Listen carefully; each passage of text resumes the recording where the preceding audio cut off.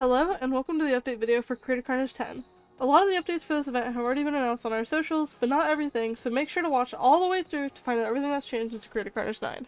The hub has been decorated to celebrate Pride Month, and we have some Pride-themed builds in Memory Builders. Speaking of Memory Builders, the number of builds has been reduced from 12 to 10, so that more teams will be able to finish, and scoring has been tweaked a little to reduce the point gap. The dungeons has received changes to the way that Round 4 works and to scoring in general. In Round 4, the dungeon no longer has an exit. Instead, you must make it as far through as you can while banking your gold to the banker. The further you make it through, the more points your gold is worth, but be careful, as any gold you are locked in with is worth much less. Banking gold in Round 4 is now the only way of getting points, as gold no longer auto-banks at the start of the round, and there are no more points earned from completing rooms. Bonus rooms and challenge rooms will now reward extra gold for completing the room to replace the previous point bonus.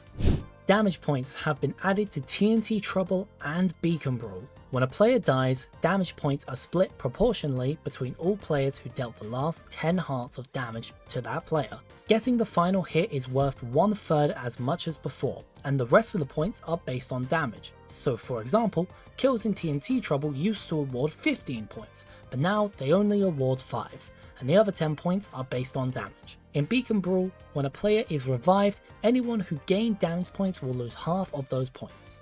Beacon Brawl has received some additional changes. Beacon capture times are now shorter for teams with more dead players to allow for more comebacks.